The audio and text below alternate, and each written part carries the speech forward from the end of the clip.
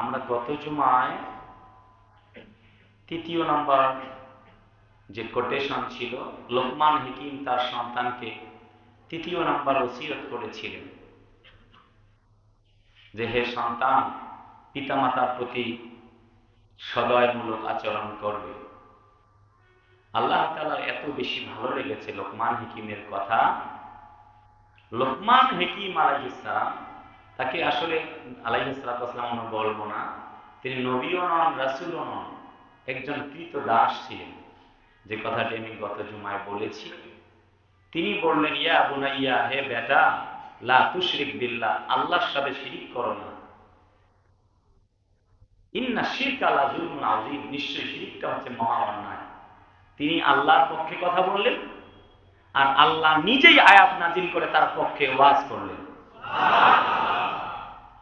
তবে কি বোঝা যায় আল্লাহ ইজ অলওয়েজ ওয়াচিং মি, আল্লাহ তোমায় আমায় দেখে? বোঝা যায়? বিশ্বাস হয়? কেমনে হয় বলেন তো?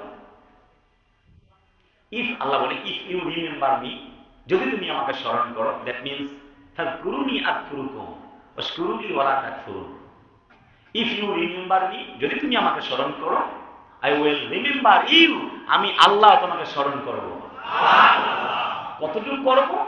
যতটুকু মজলিসে আমরা করছি এতটুকু মজলিসে নয়, এর চাইতে উত্তম মজলিসে, এখানে অল্প দামি টাইলস করা মসজিদের ভেতরে আমরা আল্লাহকে স্মরণ করছি। আল্লাহ এর থেকেও কোটি কোটি বেশি দামি টাইলসওয়ালা ঘরের মধ্যে আমাদেরকে নিয়ে আমাদের গুণকীর্তন করছে। আল্লাহ তাআলা আমাদেরকে নিয়ে পর্যালোচনা করছে। তাহলে ফাযকুরুনি আযকুরুকুম, আল্লাহকে স্মরণ করা যায়? বাস্তব চিত্র তাফসীরে ইবনে কাসিরে এসেছে, হযরত লোকমান হাকিম আল্লাহকে স্মরণ করছে, আর আল্লাহ পাক তার বান্দা লোকমান হাকিমকে স্মরণ করে আয়াত নাযিল করছে। সুবহানাল্লাহ। অথচ নবীও না, রাসূলও না। আমার প্রিয় ভাইয়া,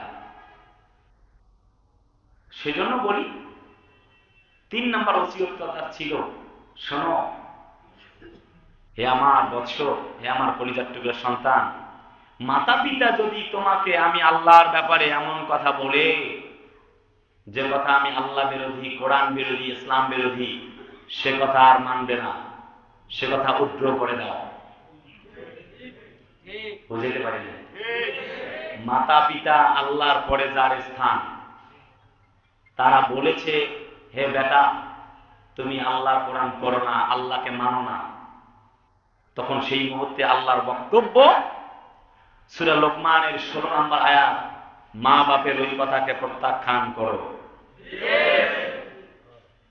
তার মানে আল্লাহ এবং রাসূলের গুরুত্ব কত বেশি। কুল আতিউল্লাহ ওয়া আতিউর রাসূল ওয়া উলিল আমরি মিনকুম, আল্লাহ এবং রাসূলের আনুগত্য করতে হবে। তার মানে মা বাপ যদি নবী এবং আল্লাহর বিরুদ্ধে কথা বলে, তাকে প্রতিবাদ করার জন্য সে ব্যাপারে তার কথা মানা যাবে না। এই মর্মে কোরআনে আয়াত এসেছে যে কোথাকার কে নবীর বিরুদ্ধে, কোরআনের বিরুদ্ধে কথা বলবে আর মুসলমানেরা চুপ করে থাকবে, তা হতে পারে না।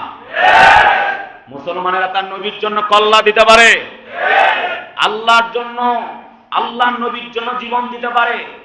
আল্লাহ এবং নবীর বিরুদ্ধে কথা বললে তা বরদাস্ত করতে পারে না, পারে না, পারে না। কারণ কুল ইন কুনতুম তুহিব্বুনাল্লাহ ফাত্তাবিউনি ইউহিব্বুকুমুল্লাহ, আল্লাহ বলে, আমি আল্লাহকে যদি পেতে চাও, আমার রাসূলকে আগে ভালোবাসো। যদি রাসূলকে ভালোবাসো, অনুসরণ করো, আমি আল্লাহকেও পাবা, আমার রাসূলকেও পাবা। তাহলে সে আল্লাহ এবং নবীকে যদি কেউ কটূক্তি করে, তার জিহ্বা টান দিয়ে ছিঁড়ে ফেলা হবে, আপোষ করা হবে না, কোনো আপোষ চলবে না। আমার ভাইয়ারা,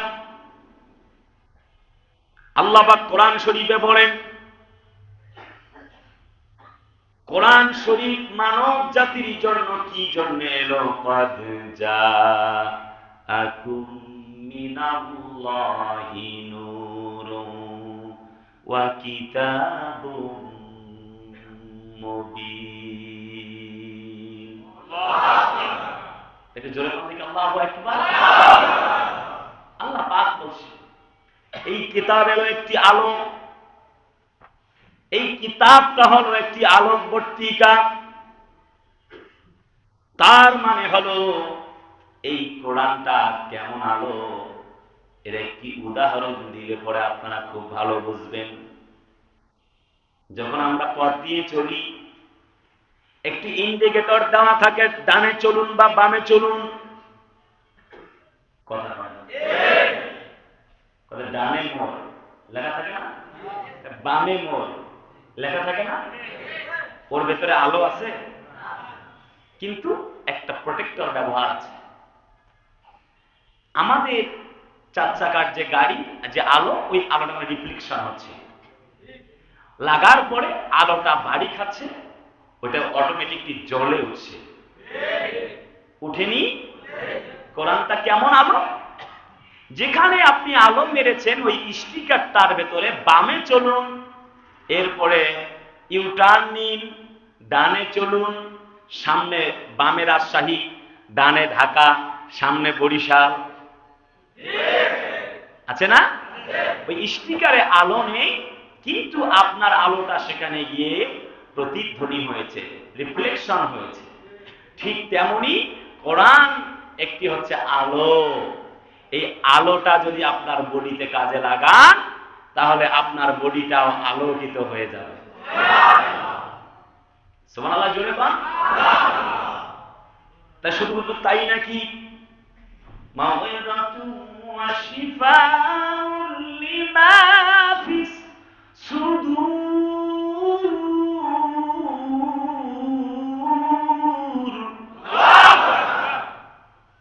এই যে কোরআন কাছে তো অন্তরের ডাক্তার, সেইটা কিভাবে? আমি খুব লম্বা করে বলবো না, আপনাদের কষ্ট হচ্ছে না তো? এই কোরআনটা একটা অন্তরের ডাক্তার। একটা ব্যক্তি সেনাবাহিনীতে দাঁড়িয়েছে, এই মিয়া সাহেবের লেখাপড়া, অনার্স মাস্টার যা আছে সব কমপ্লিট, ফৌজদারি মামলা ইত্যাদি নেই। বেচারা দরকার 5 ফিট 6 ইঞ্চি হলে হয়, ইনি আছে সমানে সমান 6 ফিট। কয় ফিট লাগে? কয় ফিট? 5 ফিট 6 হইলে হয় অফিসের পদে। একে 6 ফিট আছে, শরীর স্বাস্থ্য হৃষ্টপুষ্ট, আমার থেকে অনেক লম্বা, আর 1 হাত, সবকিছু ঠিকঠাক। আমি তো খুব একবারে চিকনালি। ধরেন উনি যা দরকার হৃষ্টপুষ্ট সব আছে, কিন্তু মাগার সমস্যা এক জায়গায়, ধরেন যে হাতের একটা আঙ্গুল কাটা।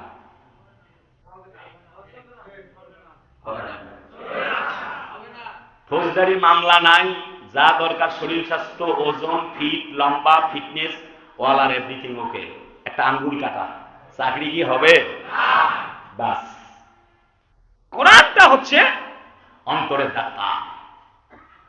আপনি আমি আমরা সকলে ঔষধ খাই, ডাক্তার দেখবেন RX একটি ট্যাবলেট লিখেছে, ডান দিকে একটা নির্দেশনা, বাম দিকে আর একটা নির্দেশনা, ঠিক আছে? তো ডান দিকে তিনি রেফার করেছে অমুক অমুক অমুক ঔষধ খেতে হবে 3 মাসে, এই ঔষধ 3390 দিন, দিনে সকালে একটা, দুপুরে একটা, রাতে একটা। আর বাম পাশে উনি আপনার রোগের সিমটম গুলি লিখে রাখছে সব, এগুলি আপনি বুঝবেন না, ডাক্তাররা বুঝবেন। আচ্ছা, এই যে ওষুধ লিখে দিয়েছে ডাক্তার 3 মাসের, আপনি প্রেসক্রিপশনটা এনে ঘরে রাখছেন, জীবনে একদিন ওষুধ খান নাই, কাজ হবে?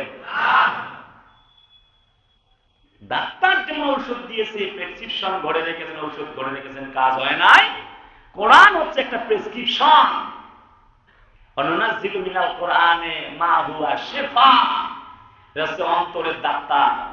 ঠিক দেহের যেমন ওষুধ খেতে হয়, অন্তরের ডাক্তারি করানোর জন্য এই কোরআন নামক ঔষধ পান করতে হয়। কোরআন ঘরে আছে, পান করেন নাই, জিজ্ঞেস করতে চাই ওষুধ কি সারবে? আচ্ছা, তার মানে জান্নাতে কি যাওয়া যাবে?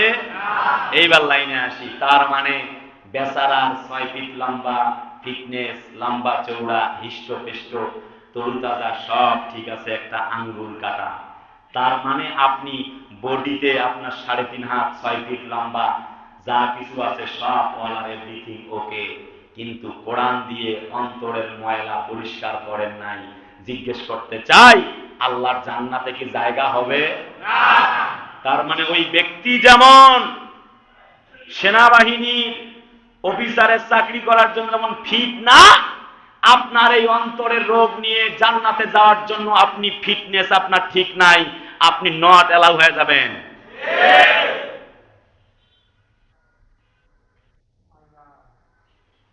কথা কি বোঝা যায়? কথা কি বোঝা যায়? তার মানে আল্লাহ বলেন, কদ জাআকুম মিনাল্লাহি নূর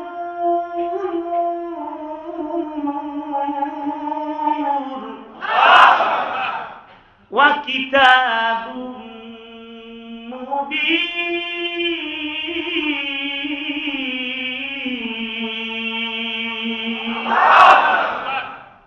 কোরআনটা হচ্ছে একটি আলো। দ্যাট মিন্স আর কোরআনটা কি? কোরআনটা হচ্ছে আরেকটি সুস্পষ্ট কিতাব, একটি বার্তা। এই বার্তাটা আমাদেরকে জীবনে লাইফে গ্রহণ করতে হবে। আমরা কোরআনটা গ্রহণ করতে পারিনি। আমি যাচ্ছিলাম একদিন ফেরি পারাপারে যশোর প্রোগ্রাম, হঠাৎ দেখি নামাজের টাইম হয়ে গেছে, মোটামুটি আছো দ্রুত নামাজের ব্যবস্থা থাকে চারতলায়। ফেরিতে দেখবেন যারা ফেরিতে চলাচল করেন, ফেরিতে উঠে অজু করে নামাজ পড়ব। আমি আমার ক্যাম্পাসটা ওপেন করে আমি বরাবর মতো এই অ্যাপসটা ব্যবহার করি। অনেক সময় আমরা গিয়ে আমাদেরকে আবাসিক হোটেলে ঘুমাতে হয়। মাহফিল করতে গিয়েছি, ধরেন যে যশোরে মাহফিল শেষ করেছি, পরের দিন আবার মাহফিল সাতক্ষীরা, তখন আমরা আর বাড়িতে এত দূর পথ না ফিরে ওখানেই সারাদিন ঘুমাই যাই। ধরুন যে কোনো কারণে মসজিদে যাওয়া সম্ভব হচ্ছে না, জোহরের নামাজটা একটু পড়তে হবে, তখন আমরা ক্যাম্পাসটা বের করে এই ক্যাম্পাসের মাধ্যমে এই সফটওয়্যার ইনস্টল করা আছে, এইটা দেখে পশ্চিম দিক কোন দিকে নির্ণয় করা সম্ভব। বিশেষত আমি ভারতে গিয়ে দেখি সব টয়লেট কোনটা প্রায়গুলো পশ্চিম পাশে, কথা বলে না প্রায়। ওখানে আপনি পশ্চিম কিভাবে নির্ণয় করুন? কোন দিকে পূর্ব দিকেও আছে, পশ্চিম দিকেও আছে। ওদের দিক, ওদের যেদিকে সেদিকে ওরা দিক করেনি, আমাদের উল্টে দিয়েছে। যেমন আমরা পশ্চিম দিকে কখনো টয়লেট করি না, ওরা পশ্চিম দিকে টয়লেট করার জন্য সিস্টেম বানায় রাখছে। ভাইয়ারা, এই যে সফটওয়্যারটা আমার ইনস্টল করা আছে, আমি জাস্ট ক্লিক করলাম, আমাকে দেখালো এই যে তোমার ব্যাকে এদিকে হচ্ছে পশ্চিম। নামাজ আদায় করলাম, নামাজ আদায় করছি, বুড়া বাবাজি একজন বসে আছে। বাবা একটু বসো, তোমার সাথে কথা আছে। আমি 2, 4, 5, 10 জনকে জিজ্ঞেস করলাম, ফেরির পাইলটকে জিজ্ঞেস করি, আমি হয়রান। পশ্চিম ওরা কয় একবার কয় এই দিকে, একবার কয় কিছুক্ষণের মধ্যে ফেরি ঘুরবে এই দিকে, একবার কয় এই দিকে, একবার কয় ওই দিকে। কথা কেন ঠিক না? তো বাবা তুমি কেমনে আসলে আর খালি মোবাইলটা দেখে আল্লাহু আকবার দাঁড়াই গেলেন, ঘটনা কি বাবা? কইলাম বাবা আমার এই মোবাইলের ভেতরে একটা সফটওয়্যার ইনস্টল করা আছে, এই সফটওয়্যারটা আমি ক্লিক করার সঙ্গে সঙ্গে আমার দিক দেখাইলো, ঘড়ির কাঁটার মধ্যে ঘুরে এই দিকে পশ্চিম। ও আচ্ছা বাবা, আমারও কইলে দাও, আচ্ছা মোবাইল দাও। যেই না মোবাইল দিতে ইনস্টল করে দিব, দেখি এটা মোবাইল হচ্ছে সেই 1210 নোকিয়া, 20 বছর আগে। আচ্ছা কোন এই বাটন মোবাইলে ওকে কথা বলা ছাড়া এই কাম কি হবে?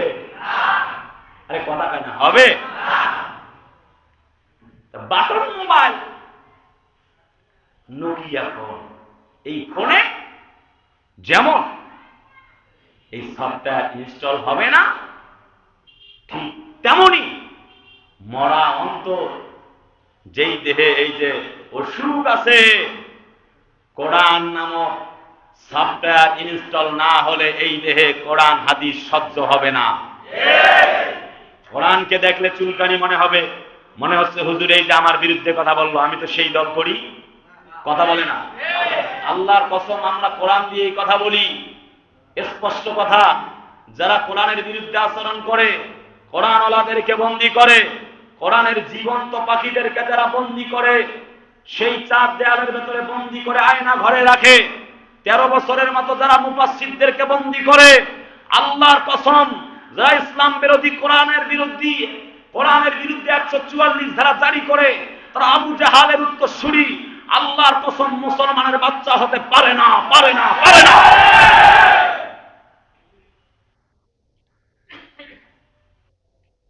তাদের অন্তরে আল্লাহর কোরআন ইনস্টল হবে না, মনে হবে এই তো দুনিয়ার নেতাই আমার সব। কথা বলে না? তার বিরুদ্ধে বললেই তার খারাপ লাগবে, কোরআনের বিরুদ্ধে বললে তার খারাপ লাগবে না, কারণ কোরআন নামক সফটওয়্যার তার ভেতরে ইনস্টল করা নাই। বুঝে থাকলে কথা বলতে হবে, ঠিক কিনা ভাইয়ারা? কথায় কথা বেড়ে যায়, কিন্তু সময় অল্প। গতকাল সিরাজগঞ্জের বেলকুচি এবং শাহজাদপুরের অর্ধেক বেলকুচি অর্ধেক শাহজাদপুর সে অঞ্চলে ধুকরিয়াপাড়া ইউনিয়নের শেষ প্রোগ্রাম করেছি। প্রোগ্রাম শেষ করে এসেছি, একটু ঘুমাইছি, আবার একটু কিছু প্রস্তুতি নিয়েছি আপনাদের জন্য যে কি বানা যায়, উদাহরণ দিয়ে একটা।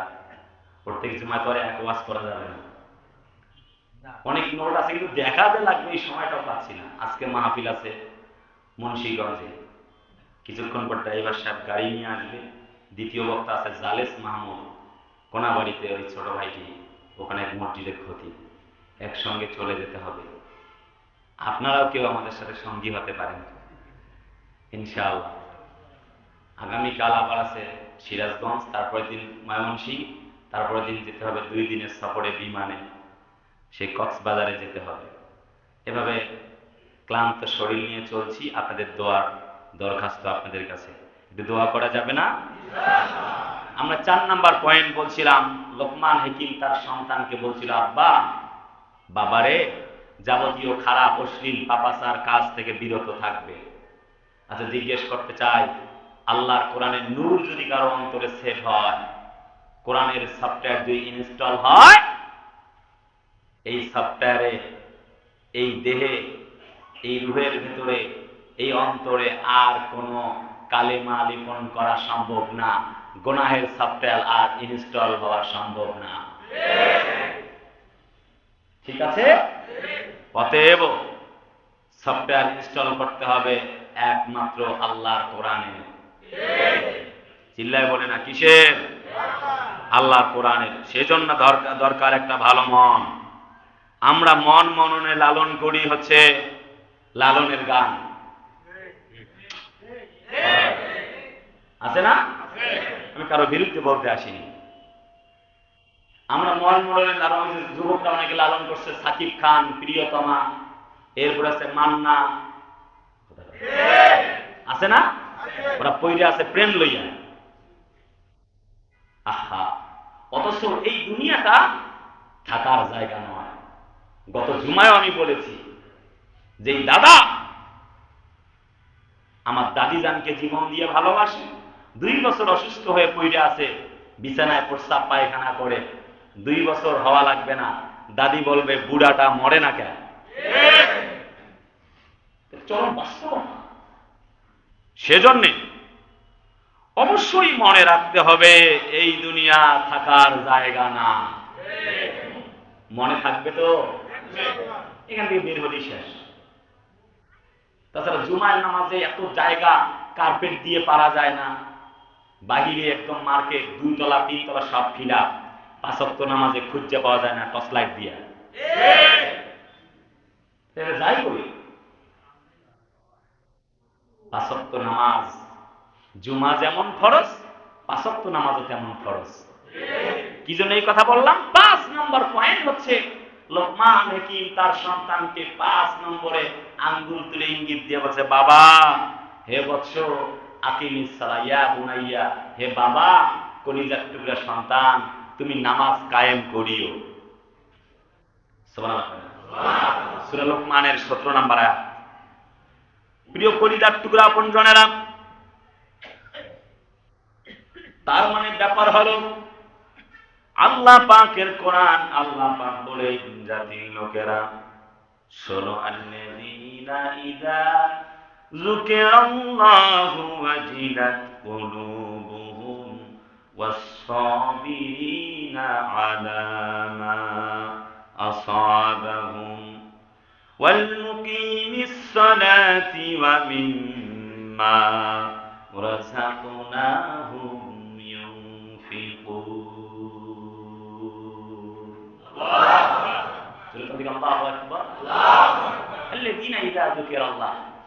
যার অন্তরটা আল্লাহর জন্য কাঁদে,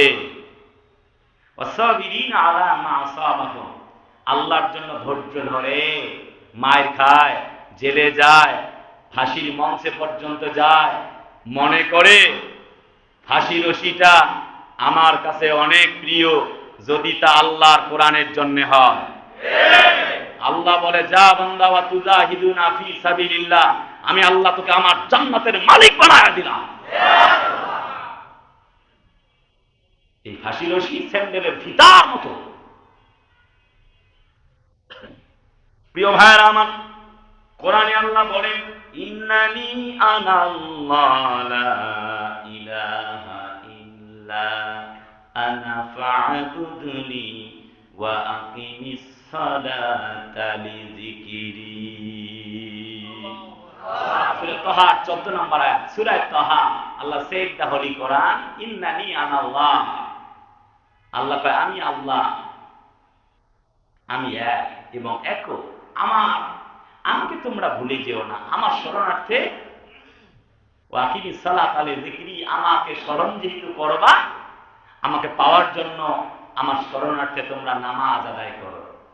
লোকমান হাকিম তার সন্তানকে যে উপদেশ দিয়েছিলেন, আমি সেই উপদেশটি আপনাদেরকে ফলো করতে চাই। আপনারা কি মানবেন? সকলে কথা কয় না, চিল্লায় কোন মানবেন?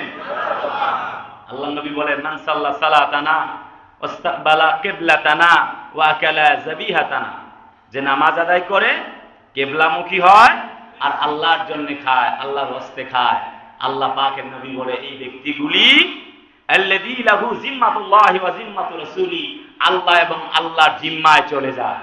সুবহানাল্লাহ। হযরত আবু যার গিফারি বলেন, আমি নবীর সঙ্গে চলছি, শীতের দিন নবীজি একটি গাছের ডাল ধরলেন, এমনি করে পাতাগুলি মুন্ডন করলেন, ঝরায় ফেললেন। আমি বললাম, নবীজি এর মর্মার্থ তো আমি বুঝলাম না। নবীজি বললেন, শোনো শোনো, বান্দা যখন নামাজ আদায় করবার পূর্বে ওযু করে, আর আইতুম লাউ আদনানা হারান বিবাবি আহাদুকুম হাত্তা ইয়াক্তাসিলু ফীহি কুল্লা ইয়াউমিন খামসান হাল ইয়াবকি মিন দারানিহি শাইউন ইয়া রাসূলুল্লাহ। ক্বালা কাযালিকা খামসুস সালাতি ইয়ামহুল্লাহ। আল্লাহর নবীজি, বিশ্ব নবীজি বলেন, যখন বান্দা এমনি করে ওযু করে, নামাজ আদায় করে, একটা পুকুরে বা নদীতে যেমন 5 বার গোসল করলে পরে কোনো ধরনের ময়লা থাকে না শরীরে, ঠিক তেমন বান্দা যখন ওযু করে নামাজ পড়ে, যেমনই ভাবে আমি একটা গাছের পাতা ঝরায়া দিলাম, ওযু করবার মধ্য দিয়ে আল্লাহ বান্দার বান্দির গুনাহগুলা ঝরায়া দিবে। জোরে কন্যা সুবহানাল্লাহ। তাহলে prayer is K to heaven, নামাজ হচ্ছে জান্নাতের চাবি। মনে থাকবে তো? কথা কয় না, মনে থাকবে তো? আজকে লম্বা করতে পারছি না, 50 অলরেডি বেজে গেছে। 6 নম্বর পয়েন্ট, লোকমান হাকিম তার সন্তানকে বলছিল, সন্তানকে নম্রতা ও বিনয়ের শিক্ষা দিলেন। লোকমান হাকিম বললেন, বাবা, সৎ কাজের আদেশ দাও, মন্দ কাজ থেকে বিরত রাখো। আমিও ঠিক একই কথা আপনাদেরকে স্মরণ করিয়ে দিচ্ছি। আল্লাহ আমাদের মানার তৌফিক দান করুন। চিল্লায় বলি আমিন। আর একটু জোরে বলি আমিন। নামাজটাকে আসলে কথা হলো আমরা বুঝতে পারি নাই, খুশু আর খুজু যে কি এটাও বুঝি না। এর আগে আমি বেশ এ বিষয়ে লম্বা আলোচনা করেছি। নামাজটা আমরা বুঝিনি জন্যে, খুশু খুশু বুঝিনি জন্যে নামাজের মধ্যে আমাদের সব কিছুই মনে পড়ে, নামাজ ভুলে যায়।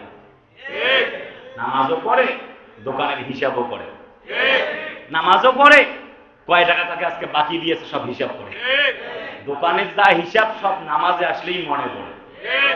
ওই যে কইছিলাম না এক জুমায় বেচারা নামাজ পড়তে আইছে আর বলছে, শোনো একটা চা বানায় লাও। চা বানাই বসে দোকানদার বলছে, আরে নামাজটা পড়ে এলাম না, তারপরে বানাচ্ছি তো। করে নামাজ পড়তে গিয়ে কি আমি ঘুমাবো নাকি? এই তো নামাজ পড়তে যাবো আর আনবো, বেশি তো সময় লাগতো না। নামাজ পড়তে গিয়ে ঢিসিম ঢিসিম মাইট যে দেখছে, মান্না সাকিব খান, এরপরে নায়ক নায়িকারা যে ফাইট চলতেছে, মসজিদে গিয়ে তাই মনে পড়েছে। আর মনে মনে ভাবতেছে, হায় রে, মান্নায় মারা গেল না সাইড নায়ক সাকিব খানে মারা গেল? নামাজ আছে? কথা না, নামাজ আছে না গেছে? নামাজ আমরা বুঝি নাই। আমি এই উদাহরণ দিতে চাইনি, সময় খুব অল্প। লোকমান হাকিম তার সন্তানকে নামাজের কথা বলছে। আল্লাহ কয় আমার পছন্দ হয়েছে, কথাটা কোরআনে দিয়ে দিলাম। নবী না। বন্ধুরা, ভাইয়া, অতএব আমাদেরকে আল্লাহ তাআলার যে হুকুম, সে হুকুম আহকামের মধ্যে অন্যতম হচ্ছে কুল ইন্না সলাতি ওয়া নুসুকি। আল্লাহ বলে, বলো আমার নামাজ, আমার কোরবানি, আমার জীবন, আমার মরণ সব কার জন্যে? চিল্লায় কোন কার জন্যে? 6 নম্বর বললাম, সন্তানকে নম্র এবং বিনয় শিক্ষা দিতেন। বিনয়ী হবে, আল্লাহ অনেক বড় করে দিবে। সুবহানাল্লাহ কয় না? আল্লাহ অনেক বড় করে দিবেন। 7 নাম্বার আল্লাহ পাক বলে, সপ্তমত ধৈর্যশীলতা, বিপদের সাহস, ভরসার অবলম্বন করো, অর্থাৎ ধৈর্য ধারণ করো।